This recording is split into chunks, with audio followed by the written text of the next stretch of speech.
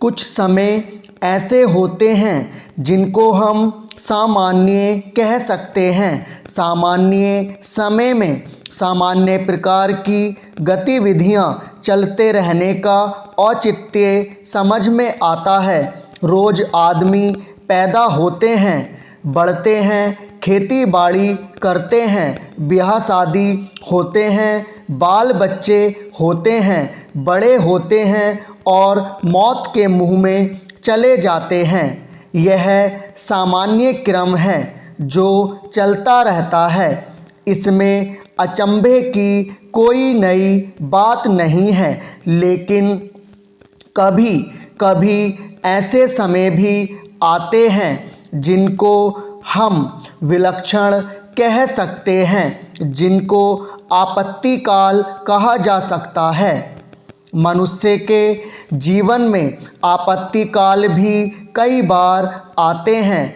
आपत्तिकाल में सामान्य प्रकार की प्रक्रियाएं लड़खड़ा जाती हैं। घर में आग लग जाए, छप्पर जल रहा हो, उस समय खाना नहाना सब कुछ छोड़कर जलते छप्पर पर पानी डालने के लिए सभी दौड़ पड़ते हैं।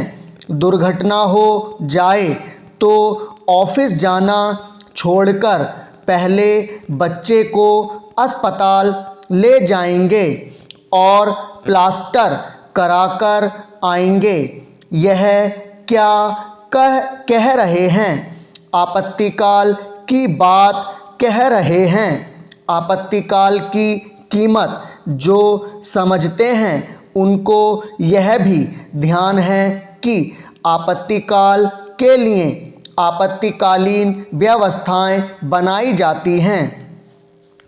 साथियों, मैं यह कह रहा था आपसे कि यह आपत्तिकाल है जिसमें से आप गुजर रहे हैं।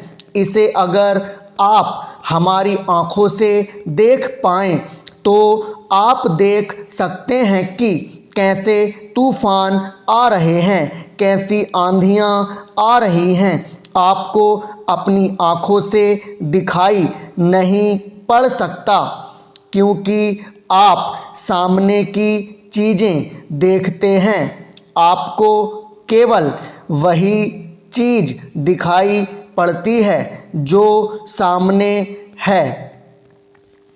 नए युग का जन्म होने जा रहा है। दो बातें होनी हैं, एक युग निर्माण की, दूसरा निर्माण से पहले ध्वंस होना है।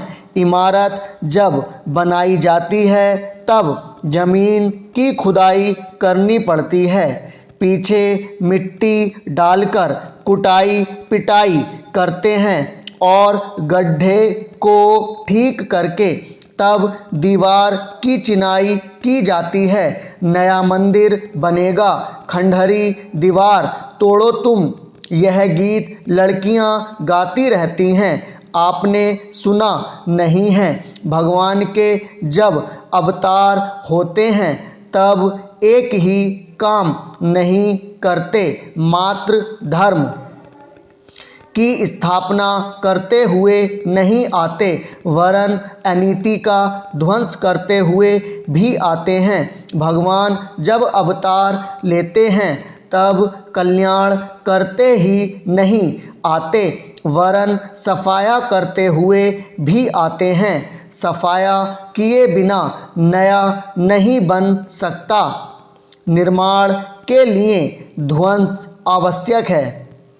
ध्वंस के बिना निर्माण संभव नहीं है।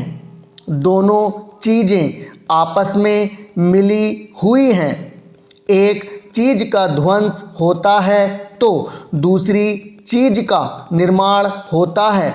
एक आदमी मरता है तो दूसरा जन्म लेता है। हम नई पीढ़ी पैदा करेंगे, बहुत शानदार नई पीढ़ियाँ पैदा होंगी। यह आपत्तिकाल है। आपत्तिकाल में आपत्तिकालीन कार्यक्रम बना लें तो ठीक रहेगा। आपत्तिकालीन क्रियाकलाप में